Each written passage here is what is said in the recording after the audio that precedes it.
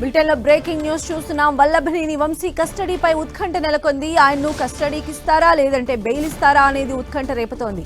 ఆయన్ను తమ కస్టడీకి ఇవ్వాలని పోలీసులు వేసిన పిటిషన్తో పాటు ఆయన వేసిన బెయిల్ పిటిషన్పై ఇవాళ విచారణ కొనసాగనుంది. దీంతో కోర్టు ఎలాంటి నిర్ణయం తీసుకుంటుందనేది ఇప్పుడు సస్పెన్స్గా మారింది. సత్యవర్ధన్ అనే దళిత వ్యక్తిని కిడ్నాప్ చేశారంటూ వల్లభనేని వంశీని అరెస్టు చేశారు పోలీసులు. ప్రస్తుతం జైల్లో రిమాండ్లో ఉన్న వల్లభనేని వంశీని 10 రోజుల కస్టడీకి ఇవ్వాలని పోలీసులు ఎస్సీ/ఎస్టీ ప్రత్యేక కోర్టులో పిటిషన్ వేశారు. ఇదే సమయంలో వంశీ తరపు న్యాయవాదులు బెయిల్ పిటిషన్ దాఖలు చేశారు.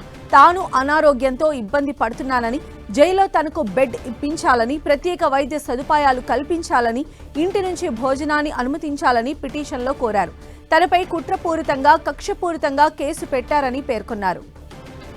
సత్యవర్ధన్ ను కిడ్నాప్ చేశాననేది తనపై అక్రమంగా పెట్టిన కేసు అని చెప్పారు వంశీ. ఇద్దరి పిటిషన్లను కోర్టు విచారణకు స్వీకరించింది. ఇరుపక్షాలకు నోటీసులు జారీ చేసింది. తదుపరి విచారణను ఇవాళ్టికి వాయిదా వేసింది. ఇక జైల్లో వల్లభనేని వంశీ నేలపైనే పడుకుంటున్నట్లు సమాచారం. ఆయన ఉంటున్న సెల్ వద్ద పోలీసులు బందోబస్తును పెంచారు. వంశీ బయటకు కనపడకుండా సెల్కు అడ్డంగా పరదా కట్టారు.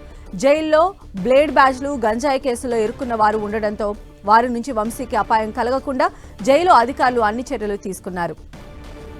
మరోవైపు టీడీపీ గన్నవరం ఆఫీస్ పైన దాడి కేసులో సత్యవర్ధన్ విజయవాడ సివిల్ జడ్జి ఎదుట హాజరయ్యారు.